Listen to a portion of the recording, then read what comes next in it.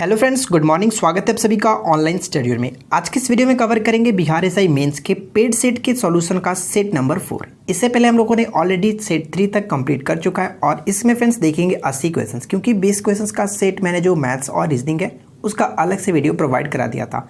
तो अगर आपने नहीं देखा है तो लिंक आपको इस वीडियो के नीचे मिलेगा, आप वहाँ से देख सकते हैं। इस वीडियो में जो भी 80 क्वेश्चन देखेंगे वो देखने के बाद आपको फ्रेंड्स एक अनुमान तो लग जाएगा कि आपके एग्जाम्स में फ्रेंड्स किस क्वेश्चंस किस टाइप से पूछे जाएंगे। और हमारा जो सेट दिया गया था उसमें आपको क्वेश्चंस किस टाइप से दिए गए। जिन लोगों ने खरीदा है उन लोगों को तो पता ही है, लेकिन जिन लोगों ने नहीं खरीदा है आप लोग देख से सीख सकते हैं, समझ सकते हैं। तो चलिए इस वीडियो को शुरू करते हैं। आज की इस वीडियो का फर्स्ट क्वेश्चन ये बनता है कि निम्नलिखित में से किस एक शासक ने ईस्ट इंडिया कंपनी को दीवानी प्रदान की थी, वह कौन था। इस क्वेश्चन का correct answer option number C यानी कि शाह आलम द्वितीय। 1765 ईस्वी में बक्सर के युद्ध के बाद फ्रेंड्स रॉबर्ट क्लाइव को इसने प्रदान की थी ईस्ट इंडिया कंपनी की दीवानी। ठीक है, राइट आंसर होगा option number C. Question second कह रहा है कि किस राजपूत शासक ने चीज मोहम्मद शाही नामक आंकड़ों का समूह बनाया जिससे लोग खगोल संबंधी अवलोकन कर सके। इस क्वेश्चन का राइट आंसर होगा ऑप्शन नंबर बी यानी फ्रेंड्स चीज मोहम्मद शाही की जो स्थापना की थी कह सकते थे सवाई राजा जयसिंह। देखिए सवाई राजा जयसिंह को एक और नाम से जाना जाता था जिनका नाम था क्या फ्रेंड्स, द्वितीय जय सिंह। ठीक है, द्वितीय जय सिंह भी कहीं कहीं देखने को मिलता था, आप इसको याद रखेंगे। थर्ड क्वेश्चन क्या कह रहा है कि भारत के निम्नलिखित टाइगर रिजर्व में कौन सा मिजोरम में अवस्थित है। यानी आपको ये बताना है कि निम्नलिखित में से कौन सा एक है जो कि मिजोरम में अवस्थित है। इस क्वेश्चन का करेक्ट आंसर है ऑप्शन नंबर सी यानी कि डम्फा। डम्फा जो फ्रेंड्स बाघ वन्यजीव अभ्यारण्य है ये पड़ता है मिजोरम में। ठीक है, अगर बात करें मेलघाट तो मेलघाट पड़ता है महाराष्ट्र के अमरावती जिले में, और अगर बुक्सा के बारे में बात करें तो ये पश्चिम बंगाल में पड़ता है। ठीक है, मैंने ऑलरेडी फ्रेंड्स आपको वन्यजीव अभ्यारण्य से 2 पार्ट में काफ़ी अच्छे अभ्यारण्य के बारे में बताया। अगर आपने नहीं देखा तो जरूर देख लीजिएगा, लिंक मैं इस वीडियो के नीचे डिस्क्रिप्शन में देने की पूरी कोशिश करूंगा। भारत की प्रमुख वाणिज्यिक फसलें कौन सी हैं। इस क्वेश्चन का राइट आंसर होगा ऑप्शन नंबर बी यानी कि कपास, तिलहन, जूट और गन्ना, ये सभी के सभी आते हैं वाणिज्यिक फसलों के अंतर्गत। ऑप्शन बी राइट आंसर है। क्वेश्चन नंबर 5 में क्या कह रहा है कि भारत के शहरों को गंदी बस्ती रहित बनाने के लिए कौन सी योजना शुरू की गई है। इस क्वेश्चन का सही उत्तर है ऑप्शन नंबर सी यानी कि राजीव गांधी आवास योजना था, इसका सीधा संबंध था कि फिर शहरों को गंदी बस्ती रहित बनाने के लिए। ऑप्शन सी यहाँ पे करेक्ट हो जाता है। निम्नलिखित पर विचार करें, यानी first, second, third, fourth points को पढ़िए और उसके बाद बताइए फ्रेंड्स कि सही कालक्रम के अनुसार इनका निर्माण कौन कौन कब हुआ था। तो चलिए एक एक करके देखते हैं। सबसे पहला पॉइंट्स अगर हम देखें तो फ्रेंड्स दिल्ली सल्तनत पर सबसे पहला जो वंश था वो गुलाम वंश था, और गुलाम वंश ने ही यानी कि उसमें के शासक कुतुबुद्दीन ऐबक ने कुतुब मीनार की स्थापना की नींव डाली थी, जिसका कालक्रम अगर बात करें तो यानी सबसे पहले होता और इसका जो कि निर्माण पूरा करा था इल्तुतमिश ने। तो कहीं ना कहीं देखें तो सबसे पहले अकॉर्डिंग टू ऑप्शंस में सबसे पहला यही बनता है कुतुबुद्दीन ऐबक का कुतुब मीनार। ठीक है, तो यानी कि 3 यहाँ पे हो रहा है, यहाँ पे हो रहा है। चलिए आगे बढ़ते हैं। इसके बाद अगर हम देखें तो क्या आएगा, इसके बाद फ्रेंड्स जो कि था हम कह सकते थे इसके बाद खिलजी वंश था, और खिलजी वंश के बारे में यहाँ पे कोई बात नहीं की गई है, तो यहाँ पे हम कह सकते हैं कि इसके बाद तुगलक वंश। तो तुगलकाबाद का जो किला था वो यहाँ पे आ जाएगा 3 के बाद 1। ठीक है, 3 के बाद 1 आने का मतलब अभी भी कोई मैच नहीं कर रहा, आगे बढ़ना पड़ेगा। अगर आगे बढ़े तो देखिए फ्रेंड्स फतेहपुर सीकरी का जो निर्माण किया गया था ये तो अकबर के शासन यानी कि मुगल साम्राज्य में आ जाता है। इससे हमें पहले देखें तो लोधी गार्डन, लोधी वंश जो था फ्रेंड्स खिलजी के बाद तुगलक के बाद हम कह सकते हैं कि लोधी। तो यहाँ पे 2 आएगा और उसके बाद 4 आएगा, तो 31-24 करेक्ट होता है, जो कि ऑप्शन बी को हम टिक कर सकते हैं। क्लियर, आगे बढ़ते हैं। और नेक्स्ट क्वेश्चन देखिए क्या कह रहा है, निम्न में से किस रसायन में से एक तत्व की अपनी सभी यौगिक ऑक्सीकरण अवस्था होती है। ठीक है, किस एक तत्व की अपने सभी यौगिकों में ऑक्सीकरण अवस्था होती है। राइट आंसर होगा ऑप्शन नंबर बी यानी फ्रेंड्स फ्लोरीन। फ्लोरीन बिल्कुल करेक्ट आंसर हो जाता है। अगला पॉइंट क्या कह रहा है, ऐसी जैविक क्रिया जिसमें शर्करा तथा वसा का ऑक्सीकरण होता है तथा ऊर्जा मुक्त होती है क्या कहलाती है। इसका राइट आंसर होगा ऑप्शन नंबर ए यानी कि श्वसन। श्वसन कहते हैं, ऑप्शन ए राइट आंसर है। क्वेश्चन नंबर 9 में देखिए क्या कह रहा है। 9 में दिया गया कि रेड डाटा बुक में किसका विवरण दिया गया। जो रेड डाटा बुक होता है इसमें किसका विवरण दिया जाता है। इसका राइट आंसर होगा ऑप्शन नंबर बी यानी फ्रेंड्स संकटापन, पादप और जीव जंतु जो होते हैं इनके बारे में इसमें लिखी गई होती है, इसके बारे में इसमें कहा गया होता है रेड डाटा बुक में। ठीक है, ऑप्शन बी राइट आंसर है। क्वेश्चन नंबर 10 कह रहा है कि रविन्द्रनाथ टैगोर ने किस शास्त्रीय नृत्य को पुनर्जीवित करके उसे केरल के अतिरिक्त बंगाल में भी लोकप्रिय बनाया था?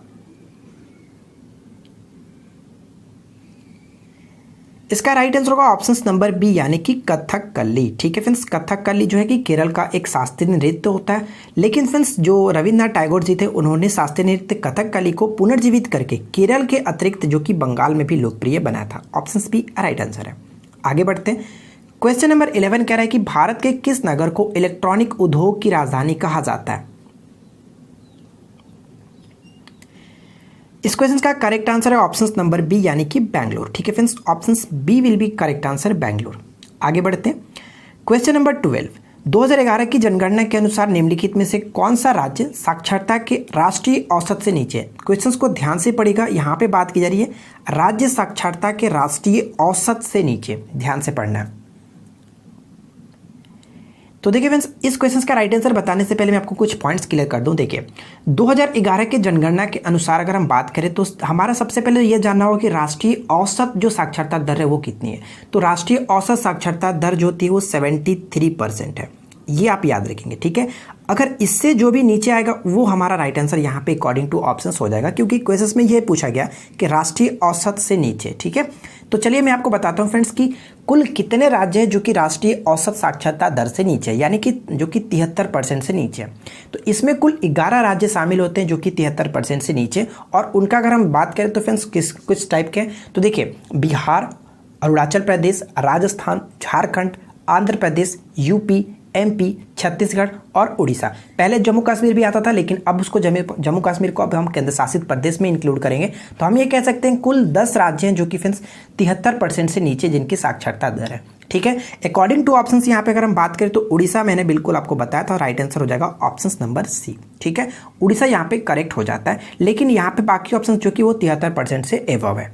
आई होप कि आप ये बात समझ चुकते हैं। ठीक है, चलिए अगला पॉइंट देखिए क्या कह रहा है। संविधान सभा द्वारा गठित मौलिक अधिकारों और अल्पसंख्यकों पर सलाहकार समिति के अध्यक्ष कौन थे?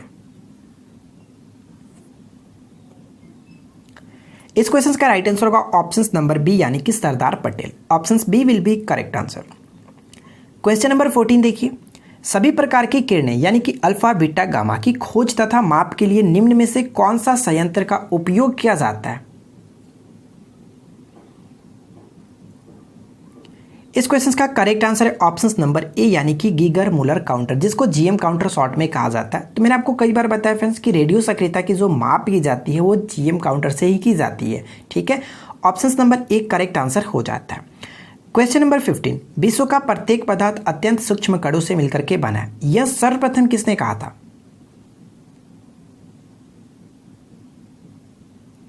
इसका राइट आंसर है ऑप्शन नंबर बी यानी कि कणाद ने। ठीक है, कणाद नामक जो वैज्ञानिक थे इन्होंने सर्वप्रथम बताया था कि विश्व का प्रत्येक पदार्थ अत्यंत सूक्ष्म कणों से मिलकर के बना है।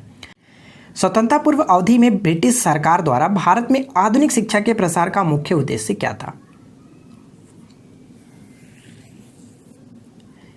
इस क्वेश्चन का राइट आंसर है ऑप्शन नंबर ए यानी कि छोटे प्रशासनिक पदों पर नियुक्ति हेतु शिक्षित भारतीयों की आवश्यकता। अब छोटे प्रशासनिक पदों पर वो अपने बड़े बड़े अधिकारियों को तो नहीं बैठा सकते थे, इस वजह से उन लोगों ने ये सोचा था कि भारतीयों को चलो थोड़ा सा पढ़ा लिखा जाए, शिक्षित कर दिया जाए, और ताकि हम अपना काम निकाल सकते थे। इस वजह से था, यहाँ पे करेक्ट आंसर होगा केवल और केवल एक। ठीक है, आगे बढ़ते हैं।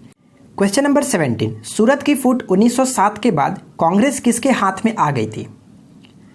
आप सभी को पता है फ्रेंड्स कि सूरत की संधि के बाद क्या हुआ था कि दो भागों में बट गया था गरम दल और नरम दल। ठीक है, इनके बीच में जो इसके बाद क्या हुआ था कि कांग्रेस किसके हाथों में चली गई थी? तो ये था ऑप्शन नंबर बी, नरम दल वालों के पास। ठीक है, ऑप्शन बी राइट आंसर है।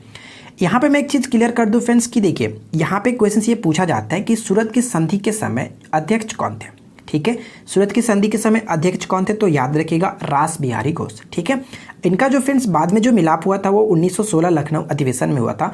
आप नीचे मुझे कमेंट करके ये बताइएगा कि 1916 में अध्यक्ष कौन थे, ये आप कमेंट करके बताना। ठीक है, 1916 का जो लखनऊ अधिवेशन था इसमें भारतीय राष्ट्रीय कांग्रेस के अध्यक्ष कौन थे?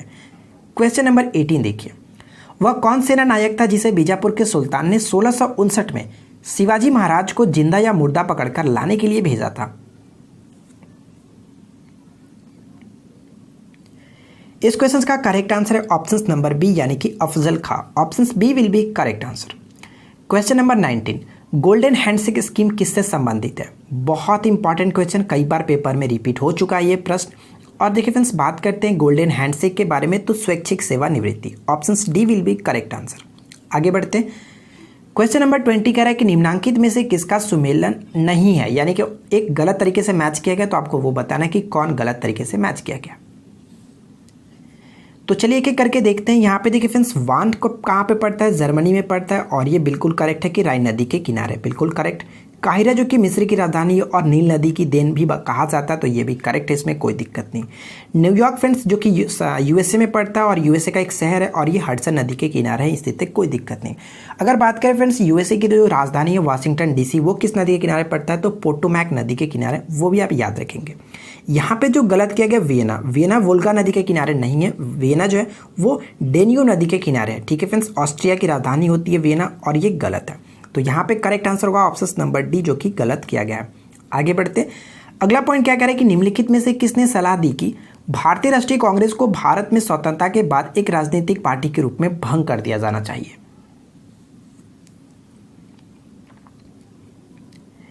इस क्वेश्चन का करेक्ट आंसर होगा ऑप्शन नंबर डी यानी कि महात्मा गांधी ने। Option D will be correct answer. Next question देखिए क्या कह रहा है कि फल पकाने वाला हार्मोन निम्नलिखित में से कौन सा है? बहुत ही सिंपल सा क्वेश्चन है। अगर बात करें इस राइट आंसर का, तो option number A correct answer होगा इथाइलिन। ऑप्शन नंबर ए बिल्कुल करेक्ट आंसर हो जाता है। ठीक है फ्रेंड्स, देखिए कृत्रिम जो होता है वो क्या होता है? कृत्रिम एसिटिलीन होता है, लेकिन प्राकृतिक के बारे में बात करें तो वो इथिलीन होता है, ये आप याद रखेंगे। ठीक है, अगर यहाँ पे जो दिया गया इथाइलिन लिखा गया, तो ये प्राकृतिक एक प्रकार का हार्मोन होता है। ठीक है, कृत्रिम होता है एसिटिलीन, तो ये चीज़ आप याद रख सकते हैं। अगला पॉइंट क्या कह रहा है कि एग्रिस्टोलॉजी में किसका अध्ययन होता है? एग्रिस्टोलॉजी में किसका अध्ययन किया जाता है? इस क्वेश्चन का राइट आंसर बात करें तो ऑप्शन सी होगा, यानी कि घास के अध्ययन को एग्रिस्टोलॉजी कहते हैं। Option C will be correct answer.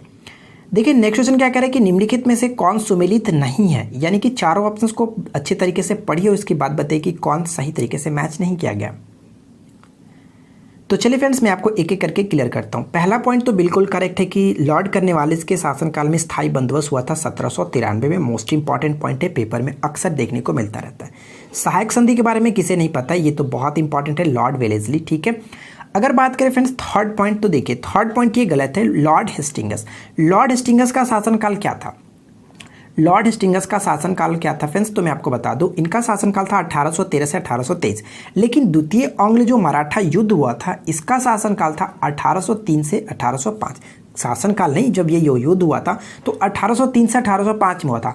अब बात करते हैं कि 1803 से 1805 में किसका शासनकाल था, तो हम ये कह सकते हैं कि लॉर्ड वेलेस्ली का शासनकाल 1798 से 1805 था। तो कहीं ना कहीं कह सकते हैं कि द्वितीय आंग्ल मराठा युद्ध का संबंध लॉर्ड वेलेस्ली से ही हो सकता है। ठीक है, तो यहाँ पे ये पॉइंट है जो कि गलत तरीके से मैच किया गया, और हमारा करेक्ट आंसर ऑप्शन सी होगा। ठीक है, अगर बात करें लॉर्ड विलियम बेंटिंग, तो यहाँ पे बिल्कुल करेक्ट है। 1829 में फ्रेंड्स इन्होंने जो कि सती प्रथा का अंत किया था, 17वां रेगुलेशन कह सकते हैं, धारा 17 के तहत। ठीक है, इसमें कोई दिक्कत नहीं, तो करेक्ट आंसर ऑप्शन सी होगा। क्वेश्चन नंबर 25, प्रथम विश्व युद्ध के फैलने का तत्कालिक कारण क्या था? ये क्वेश्चंस तो आप 8-9 से ही पढ़ते आ रहे हैं, इसमें तो कोई दिक्कत नहीं, सभी लोग इसका राइट आंसर डेफिनेटली करेंगे ही। इस क्वेश्चन का करेक्ट आंसर होगा ऑप्शन नंबर ए, यानी कि फर्डिनेंड की हत्या। Option number A right answer है। ठीक है, आगे बढ़ते हैं। क्वेश्चन नंबर 26, निम्नांकित में से कौन सा भारत नेपाल सहयोग परियोजना के अंतर्गत नहीं आता है?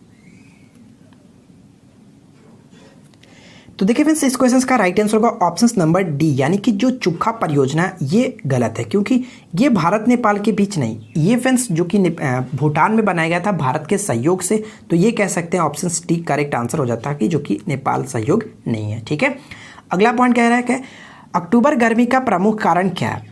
अक्टूबर गर्मी का प्रमुख कारण क्या है? इसका राइट आंसर है ऑप्शन नंबर बी, यानी कि उच्च आर्द्रता के साथ उच्च तापमान। Option number B right answer हो जाता है। Option B will be correct answer. देखिए नेक्स्ट क्वेश्चन क्या दिया गया, वनों की सुरक्षा के लिए स्वतंत्रता प्राप्ति के पश्चात सर्वप्रथम किस वर्ष सरकार द्वारा वन नीति की घोषणा की गई? इस क्वेश्चन का जो राइट आंसर होगा ऑप्शन बी होगा 1952। Option B will be correct answer. ठीक है, 1952 में की गई थी। क्वेश्चन नंबर 29 में कह रहे हैं फ्रेंड्स कि ट्रांसफार्मर का सिद्धांत आधारित होता है, जो ट्रांसफार्मर होता है वो किस सिद्धांत पर आधारित होता है ये आपको बताना है। इसका right answer option number D यानी कि अन्योन्य प्रेरण के सिद्धांत पर। Option D will be correct answer. बहुत इंपॉर्टेंट क्वेश्चन है, याद रखिएगा। बात करते हैं नेक्स्ट क्वेश्चन की, तो अगला पॉइंट देखिए क्या है। अम्ल वह पदार्थ है जो, बताइए फ्रेंड्स कि अम्ल वह पदार्थ है जो क्या करता है। इसका राइट आंसर होगा ऑप्शन नंबर जो कि फ्रेंड्स सी, ठीक है, इलेक्ट्रॉन देता है। ऑप्शन नंबर सी बिल्कुल करेक्ट आंसर होगा। जब कोई जो मानते हैं फ्रेंड्स, कोई भी जो एलिमेंट कोई ले लिए, जो वो क्या करता है, जब इलेक्ट्रॉन देता है तो उस पर जो कि पॉजिटिव चार्ज लगता है, ठीक है, पॉजिटिव चार्ज लगता है। अगर एक इलेक्ट्रॉन देता है तो वो फ्रेंड्स मान लीजिए कि उस पर एक इलेक्ट्रॉन दे रहा है तो उस पर एक पॉजिटिव चार्ज लगता है। ये पॉइंट याद रखेंगे, ठीक है। चलिए आगे बढ़ते हैं। निम्नलिखित में से कौन सा युग्म सही सुमेलित है। आपको बताना है फ्रेंड्स कि कौन सा युग्म जो सुमेलित सही किया गया। तो चलिए एक एक करके देख लेते हैं। पहला कह रहा है Dow Jones. Dow Jones stock exchange जो है न्यूयॉर्क, बिल्कुल करेक्ट है। हेनसेंग की बात करें तो ये फ्रेंड्स हांगकांग का है, ये सियोल का नहीं है, ये गलत है। एफटीएससी बात करें, एफटीएससी 100 लंदन, बिल्कुल करेक्ट है। यानी कि फर्स्ट और थर्ड राइट आंसर, इसलिए ऑप्शन सी को टिक कर सकते हैं। Option C will be correct answer, ठीक है। चलिए अगला पॉइंट देखिए क्या है। निम्नलिखित बांधों और उन राज्यों का मेल कीजिए, यानी कि फ्रेंड्स वो जिनमें स्थित है, ठीक है। तो यहाँ पे आपको बात करना है कि कौन सा बांध किस राज्य में स्थित है। तो चलिए मैच कीजिए। तो चलिए फ्रेंड्स एक एक करके देखते हैं। पहला पॉइंट यहाँ पे देखिए, अगर हीराकुंड बात करें तो हीराकुंड कहाँ पे पड़ता है, ये उड़ीसा में पड़ता है, ठीक है। हीराकुंड उड़ीसा में महानदी पे। तो फर्स्ट का यहाँ पे सेकंड के साथ कहाँ पे मैच कर रहा है, फर्स्ट का सेकंड के साथ सिर्फ और सिर्फ एक ही मैच कर रहा है, तो ऑप्शन बी तो ऐसे भी करेक्ट हो जाता है। लेकिन और भी आप देख लीजिए ताकि आपके पेपर में अगर पूछे तो याद रखना है। जैसे मेट्टूर बांध कहाँ पे, तमिलनाडु में पड़ता है। महानदी फ्रेंड्स कहाँ पे, तो ये आप याद रखेंगे, ये बिल्कुल करेक्ट है, महानदी जो कि छत्तीसगढ़ के साथ, ठीक है। अलमाटी बांध कहाँ पे, कर्नाटक में, ये आप याद रखेंगे। तो यहाँ पे जो हमारा correct answer option number B right answer हो जाता है। क्लियर, आगे बढ़ते हैं। देखिए नेक्स्ट क्वेश्चन क्या कह रहा है कि राष्ट्रीय भूमि अधिग्रहण पुनर्वास और पुनर्वास विधेयक का लक्ष्य निम्नलिखित में से किसका विकल्प होना है। Right answer will be option C, यानी कि भूमि अधिग्रहण अधिनियम 1894। Option number C right answer हो जाता है। अगला पॉइंट क्या कह रहा है कि जीवमंडल आरक्षित क्षेत्रों की पहली परियोजना स्कीम कौन सी थी। यानी कि जीवमंडल आरक्षित क्षेत्रों में सबसे पहला शामिल होने वाला कौन सा था। तो बहुत ही सिंपल सी क्वेश्चन है और इसका राइट आंसर होगा ऑप्शन नंबर बी, यानी कि नीलगिरी जीवमंडल आरक्षित क्षेत्र, जिसको फ्रेंड्स 1986 में पहला जो कि जीवमंडल रिजर्व घोषित किया गया था, ये आप याद रखेंगे 1986 में, ठीक है। बहुत इंपॉर्टेंट है। और मैं आपको बता दूं फ्रेंड्स, अगर हम बात करें कि कुल कितने शामिल हैं, ठीक है, जीवमंडल आरक्षित क्षेत्र में कुल कितने बायो रिजर्व आते हैं, तो भारत के कुल 18 इसमें शामिल किए गए, याद रखिएगा। क्लियर, आगे देखते हैं। देखिए नेक्स्ट क्वेश्चन क्या कह रहा है। ओजोन क्षेत्र का निर्माण सर्वाधिक है। ओजोन क्षेत्र का जो निर्माण होता है फ्रेंड्स वो सर्वाधिक है, कहाँ पे होता है ये आपको बताना है। इसका correct answer option number C, यानी कि अंटार्कटिका के ऊपर, ठीक है। अंटार्कटिका के ऊपर, थोड़ा सा गलत तरीके से लिखा गया है, कोई दिक्कत नहीं, आप बात को समझ लीजिए। अंटार्कटिका के ऊपर ऑप्शन सी राइट आंसर होता है, ठीक है। निम्नलिखित में से कौन संसदीय प्रक्रियाओं का एक पूर्ण अनौपचारिक उपकरण है और जिसका उल्लेख संविधान में कहीं भी नहीं किया गया। तो इस क्वेश्चन का करेक्ट आंसर होगा ऑप्शन नंबर ए, यानी कि शून्यकाल, ठीक है friends. Option A will be correct answer. उत्तरी विषुवत रेखीय जलधारा के संबंध में निम्नलिखित कथनों पर विचार करें। यानी फ्रेंड फर्स्ट और सेकंड पॉइंट्स को पढ़िए और उसके बाद बताइए कि करेक्ट आंसर क्या होगा, कौन सा कथन सही है। तो चलिए मैं आपको बताता हूं कि यहाँ पे करेक्ट आंसर क्या होगा। पहला पॉइंट्स में क्या दिया गया, पहला पॉइंट्स कह रहा है कि यह एक महत्वपूर्ण भारतीय महासागरीय धारा है। तो फ्रेंड्स ये पॉइंट गलत है, क्योंकि मैं आपको बता दूं कि ये जो होता है ये महत्वपूर्ण भारतीय महासागरीय धारा नहीं है, ये इसे अंध महासागर की एक प्रमुख जलधारा कह सकते हैं, सागरीय धारा कह सकते हैं, ये भारत की नहीं है, ठीक है। पहला पॉइंट तो गलत है।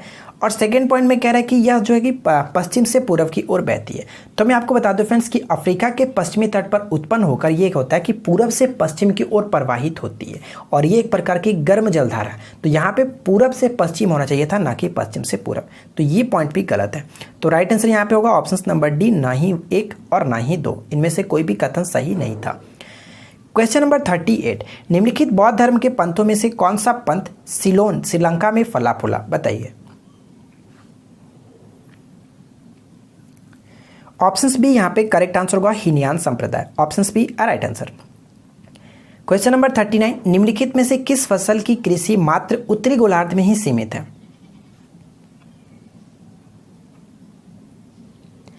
इस क्वेश्चन का करेक्ट आंसर होगा ऑप्शन नंबर बी यानी कि चुकंदर। ठीक है फ्रेंड्स, चुकंदर राइट आंसर है। विश्व में चुकंदर के दो सबसे बड़े उत्पादक देश के बारे में बात करें तो एक तो होता है यूक्रेन और दूसरा होता है फ्रांस। ये दोनों को आप याद रखेंगे। अगला पॉइंट देखिए क्या कह रहा है, नदी जो समुद्र से मिलने से पूर्व एक विस्तृत मरुस्थल से गुजरती है वह कौन सी है? ठीक है, आपको यह बताना कि वह कौन सी नदी है जो कि समुद्र में मिलने से पूर्व एक विस्तृत मरुस्थल से गुजरती है। Option number D correct answer है कोलोराडो। ठीक है friends, option D will be correct answer. अगला पॉइंट क्या कह रहा है, बीज फूलते हैं जब जल में रखे जाते हैं। बताइए, बीज फूलते हैं जब जल में रखे जाते हैं, किसके कारण? इसका राइट आंसर है ऑप्शन नंबर बी अंतः शोषण के कारण। Option B will be correct answer. Question number 42, Tally software का प्रयोग किस काम के लिए किया जाता है? बहुत ही इंपॉर्टेंट क्वेश्चन, बहुत ही सिंपल क्वेश्चन, सभी लोगों को पता होगा। देखिए फ्रेंड्स, टैली सॉफ्टवेयर का प्रयोग अकाउंटिंग के लिए किया जाता है। ऑप्शन डी राइट आंसर होगा केवल और केवल 4। ऑप्शन डी राइट आंसर है। ठीक है, भारत का राष्ट्रगान जनगण मन पहली बार 1911 में कहाँ पर गाया गया था? जनगण जो मन है फ्रेंड्स, वो पहली बार कब गाया गया था? 1911 में कहाँ पे गाया गया था? सॉरी, कहाँ पे पूछा गया? तो राइट आंसर है ऑप्शन नंबर डी कलकत्ता में। 27 दिसंबर 1911 को कलकत्ता अधिवेशन में गाया गया था। अब आपके लिए एक छोटा सा प्रश्न, नीचे कमेंट्स करके बताइए कि कलकत्ता अधिवेशन जो ये था 1911, इसकी अध्यक्षता कौन कर रहे थे? इसके अध्यक्ष कौन थे? नीचे कमेंट्स करके बताइएगा। अगला पॉइंट क्या कह रहा है कि संविधान का निम्न अनुच्छेद में से कौन सा एक संबंधित करता है कि मत बराबर होने की दशा में लोकसभा के अध्यक्ष का मत निर्णायक और उसका प्रयोग करेगा? ये बताइए आपको इसका कौन सा अनुच्छेद ये बात कहता है? इसका राइट आंसर होगा ऑप्शन नंबर सी आर्टिकल 100। ठीक है फ्रेंड्स, अनुच्छेद 100 के तहत इसके बाद ये कही गई है कि अगर निर्णायक मत होता है तो लोकसभा अध्यक्ष अपना मत दे सकता है, जो कि निर्णायक मत होगा। ठीक है, 305 ईसा पूर्व में जो कि मौर्य शासक ने सिकंदर के जनरल सेलुकस निकोटर को हराया था और काबुल और बलूचिस्तान के इलाके प्राप्त किए थे। तो ये आपको बताना है कि किस मौर्य शासक ने हराया था सिकंदर के जनरल को, सिकंदर के सेनापति सेलुकस निकेटर को? तो करेक्ट आंसर का ऑप्शन नंबर फ्रेंड्स यहाँ पे बी होगा, क्योंकि डी लिखा गया चंद्रगुप्त मौर्य। ठीक है, option number B right answer है चंद्रगुप्त मौर्य ने। गैमेक्सिन का रासायनिक नाम क्या है? बताइए फ्रेंड्स कि गैमेक्सिन का रासायनिक नाम क्या होता है? इसका राइट आंसर है ऑप्शन नंबर सी डी यानी कि बेंजीन हेक्साक्लोराइड। बेंजीन हेक्साक्लोराइड का फॉर्मूला क्या होता है? C6H6Cl6। ठीक है, बेंजीन हेक्साक्लोराइड। बात करते हैं नेक्स्ट क्वेश्चन की। तो देखिए अगला पॉइंट्स क्या कह रहा है, भारत कोश के विभाजन के बाद हड़प्पा कस्बों और जो कि बस्तियों की सबसे बड़ी संख्या में पाया गया है।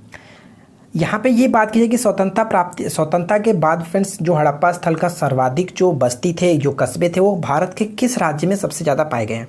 तो राइट आंसर है ऑप्शन नंबर सी यानी कि गुजरात में। Option C will be correct answer. जैसे जैसे हम पूर्वी गोलार्ध से पश्चिमी गोलार्ध की ओर आते हैं तो देशांतर रेखाओं का आकार क्या होगा? देशांतर रेखाओं के आकार पर क्या इफेक्ट पड़ता है?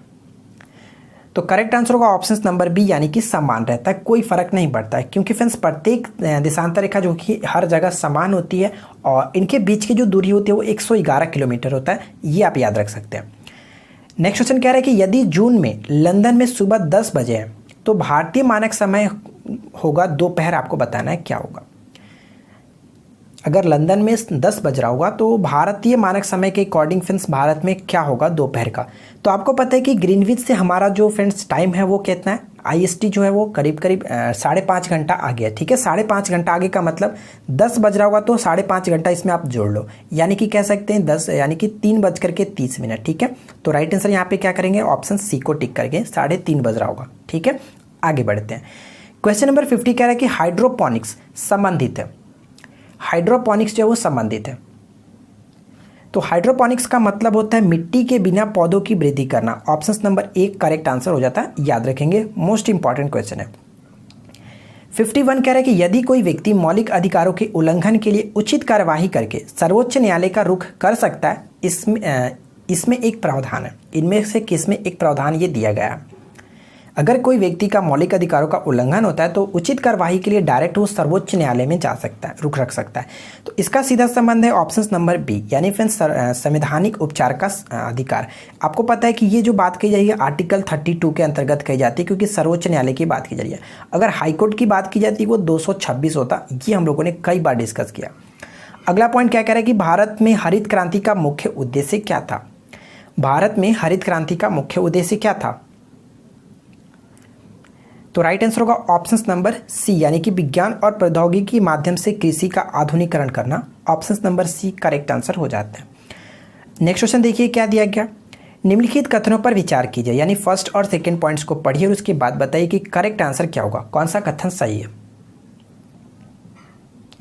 तो चलिए फ्रेंड्स एक एक करके देखते हैं। पहला पॉइंट्स में क्या कह रहा है कि चंद्रगुप्त द्वितीय ने बौद्ध गया में बौद्ध मठ के निर्माण के लिए श्रीलंका के राजा मेघवर्मन को अनुमति और सहयोग प्रदान की थी। देखिए ये बात तो सबका सब बात सही कह रहा है, लेकिन पहले ही पॉइंट्स में गलत कह रहा है कि चंद्रगुप्त द्वितीय ने। देखिए फ्रेंड्स ये जो बात कही गई है ये समुद्रगुप्त से संबंधित था। समुद्रगुप्त ने बोध गया में बौद्ध मठ के निर्माण के लिए श्रीलंका के राजा मेघवर्मन को जो कि अनुमति और सहयोग प्रदान की थी। तो ये पॉइंट गलत हो जाता है, ठीक है। सेकेंड पॉइंट बात करें तो शिखर और गर्भगृह गुप्त काल में भारतीय मंदिर वास्तुकला के उत्कृष्ट विशेषता। ये पॉइंट गलत है, सही है, इसमें कोई दिक्कत नहीं है, ठीक है। तो कह सकते हैं कि सिर्फ और सिर्फ 2 सही होता है, इसलिए केवल और केवल 2 को टिक करेंगे, ऑप्शंस भी राइट होता है। देखिए नेक्स्ट क्वेश्चन क्या कह रहा है। निम्नलिखित में से कौन लोक लेखा समिति के अध्यक्ष की नियुक्ति करता है। लोक लेखा समिति के अध्यक्ष की नियुक्ति कौन करता है? तो राइट आंसर होगा ऑप्शन सी लोकसभा के अध्यक्ष। ऑप्शन सी करेक्ट आंसर है। इंडोस्कोपी आधारित है, बताइए फ्रेंड्स कि इंडोस्कोपी जो होता है वो किस पर आधारित होता है।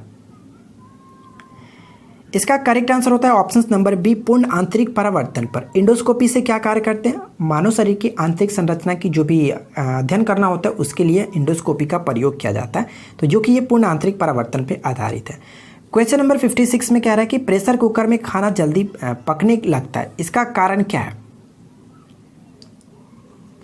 इसका सिंपल सा कारण यह है कि दाब अधिक होने पर पानी कम ताप पर उबलने लगता है, इस वजह से होता है। Option number C correct answer हो गया, ठीक है। क्वेश्चन नंबर 57 देखिए क्या करें कि सूची 1 को सूची 2 के साथ मिलान करना है। तो मिलान कीजिए और उसके बाद बताइए कि कौन सा ऑप्शन करेक्ट है। तो चलिए एक एक करके देखते हैं। सबसे पहला बात करें तो भरतनाट्यम। भरतनाट्यम जो कि एक शास्त्रीय नृत्य है तमिलनाडु का, यानी कि फर्स्ट का 4 के साथ कहाँ पे मैच कर रहा है? तो सिंपल सी बात है, एक ही ऑप्शन दिया गया, इसलिए राइट आंसर हमारा ए हो जाता है। कुचिपुड़ी कहाँ पे? तो कुचिपुड़ी जो कि आंध्र प्रदेश से संबंध रखता है, तो बी का 3 के साथ देख सकते हैं, बी का 3 के साथ। कथकली केरल का शास्त्रीय नृत्य है, तो यानी कि सी का 2 के साथ, सी का 2 के साथ मिल रहा है। उड़ीसी उड़ीसा से संबंधित जो कि एक शास्त्रीय नृत्य है, तो ये कह सकते हैं कि ऑप्शन ए हमारा काफ़ी अच्छे तरीके से सूटेबल है।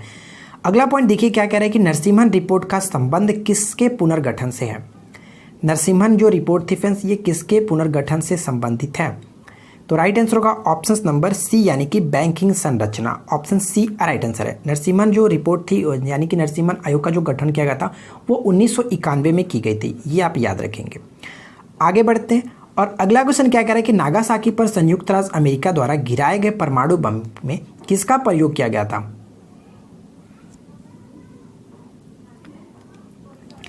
इस क्वेश्चन का करेक्ट आंसर है ऑप्शन नंबर ए, यानी friends plutonium. Option A will be correct answer, ठीक है।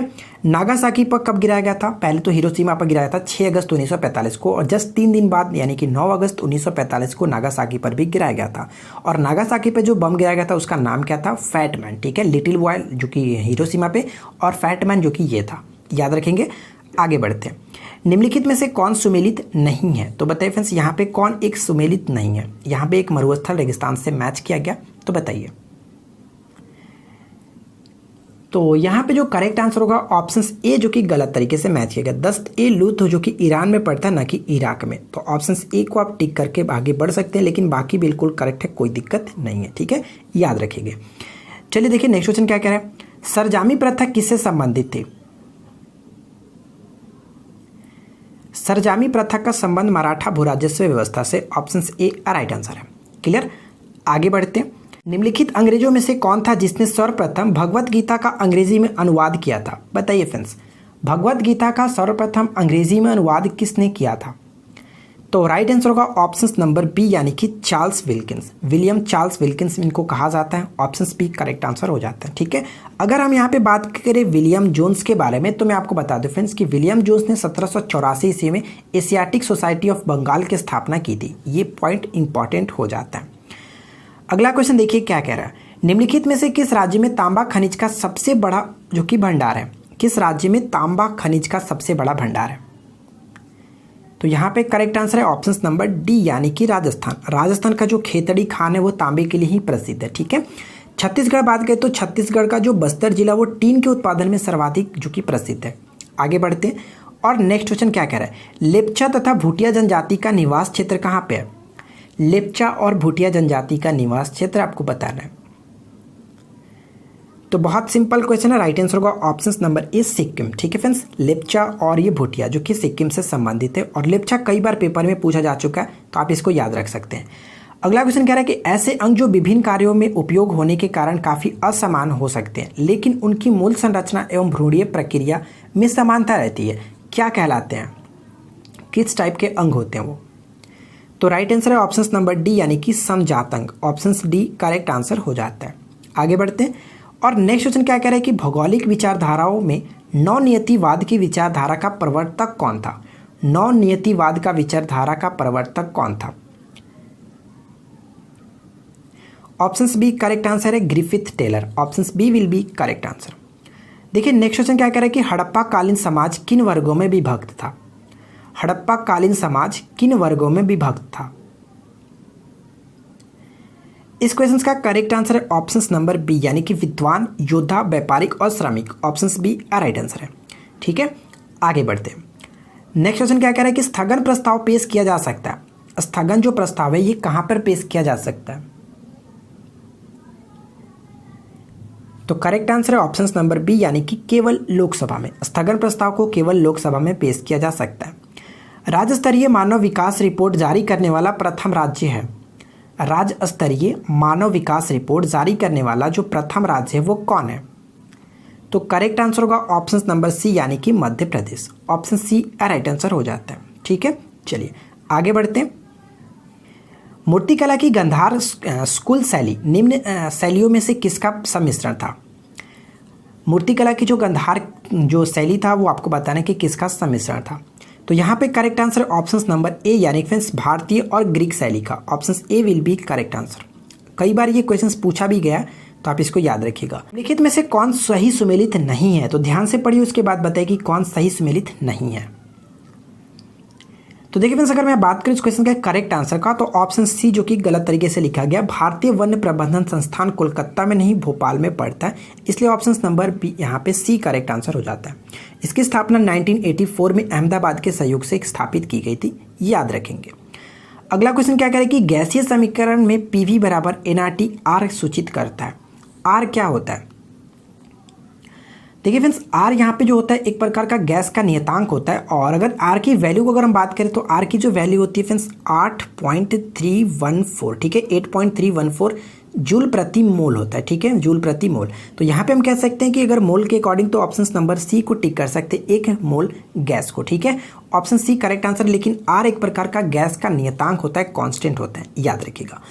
देखिए नेक्स्ट क्वेश्चन क्या कह रहा है कि बिहार के किस जिले की सीमा नेपाल से लगने वाले जिलों में सबसे कम है? इस क्वेश्चन का राइट आंसर बताइए क्या होगा?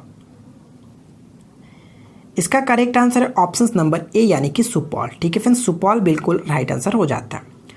क्वेश्चन नंबर 74, जापान का संसद के रूप में जाना जाता है। जापान के संसद को किस नाम से जाना जाता है, ये आपसे पूछा जा रहा है। तो राइट आंसर होगा ऑप्शन नंबर ए यानी कि डायट। ठीक है, डायट के नाम से जाना जाता है। ड्यूमा जो होता है ये रूस का है और युआन जो होता है ये फ्रेंड्स ताइवान का है। सोरा की बात करें तो ये अफगानिस्तान का है। तो इन चारों को भी आप याद रख सकते हैं। औरंगजेब द्वारा चलाए गए जिहाद का अर्थ थे, जो औरंगजेब द्वारा चलाया गया था जिहाद, इसका अर्थ क्या था? इसका अर्थ था दारुल इस्लाम। Option number B right answer हो गया। ठीक है, आगे बढ़ते हैं। मानव शरीर में मौजूद निम्नलिखित कोशिकाओं में से किसमें माइटोकॉन्ड्रिया नहीं पाया जाता है?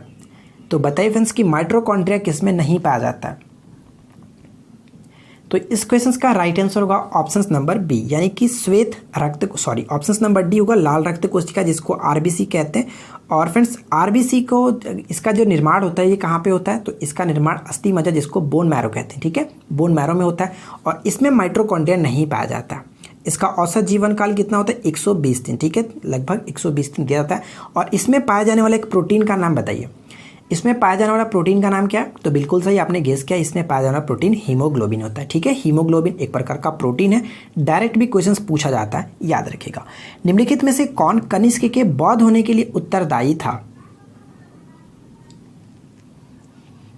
तो राइट आंसर है ऑप्शन नंबर बी, यानी कि अश्वघोष, ठीक है friends, option B right answer है। अगला क्वेश्चन क्या कह रहा है कि निम्नलिखित में से कौन सा देश तांबे का मुख्य निर्यातक देश है। आपको यह बताना है कि निम्नलिखित में से कौन सा देश तांबे का मुख्य निर्यातक है। इस क्वेश्चन का correct answer option number D, यानी कि चिली। मैं आपको बता दूं फ्रेंड्स, जो चिली है, चिली की एक जो खान है उसका नाम क्या है, चुक्की का माता, ठीक है। चुक्की का माता खान जो वो एंडीज पर्वत पर स्थित है और इसे तांबे की राजधानी के नाम से जाना जाता है, जी ठीक है फ्रेंड्स, तांबे राजधानी के नाम से इसको जाना जाता है। चुक्की का माता खान चिली में पड़ता है, ऑप्शन डी राइट आंसर है। सह्याद्री क्षेत्र श्रृंखला के नाम से निम्नलिखित में से कौन जाना जाता है। सह्याद्री क्षेत्र के नाम से कौन जाना जाता है, तो बहुत सिंपल क्वेश्चन है और राइट आंसर होगा ऑप्शन नंबर बी, पश्चिमी घाट को सह्याद्री के नाम से जाना जाता है, ठीक है। क्वेश्चन नंबर देखिए फ्रेंड्स 80 क्या कह रहा है, वर्ल्ड हेरिटेज डे कब मनाया जाता है। वर्ल्ड हेरिटेज डे जो होता है वो कब मनाया जाता है, विश्व विरासत दिवस प्रत्येक वर्ष कब मनाया जाता है, तो राइट आंसर है ऑप्शन नंबर बी, यानी कि 18 अप्रैल को, ठीक है फ्रेंड्स, जिसकी शुरुआत 1982 से हुई थी। लेकिन फ्रेंड्स ध्यान रखिएगा, यूनेस्को ने इसे मान्यता 1983 में दी थी, एक वर्ष के बाद, ठीक है। तो ये मोस्ट इंपॉर्टेंट पॉइंट हो जाता है। तो आज की इस वीडियो में हम लोगों ने 80 क्वेश्चन तो कवर कर ही लिया, और साथ ही अगर आप लोग मैथ्स के देखना चाहते हैं तो इस वीडियो के नीचे डिस्क्रिप्शन चेक कर सकते हैं, वहाँ पे आपको मैथ्स का जो कि पार्ट 4 मिल जाएगा, यहाँ पे सोल्यूशन इसका किया गया। तो उम्मीद करते हैं ये वीडियो आपको अच्छा लगा होगा। वीडियो अच्छा लगा हो तो वीडियो को लाइक एंड शेयर जरूर कर दीजिए और अपने दोस्तों के साथ जरूर से जरूर शेयर किया कीजिए। और चैनल पे पहली बार है तो सपोर्ट कीजिए, चैनल को सब्सक्राइब करके नोटिफिकेशन बिल को ऑन कर लीजिए। हम मिलते हैं नेक्स्ट वीडियो में किसी नए टॉपिक के साथ। Thanks for watching, keep learning, have a good day.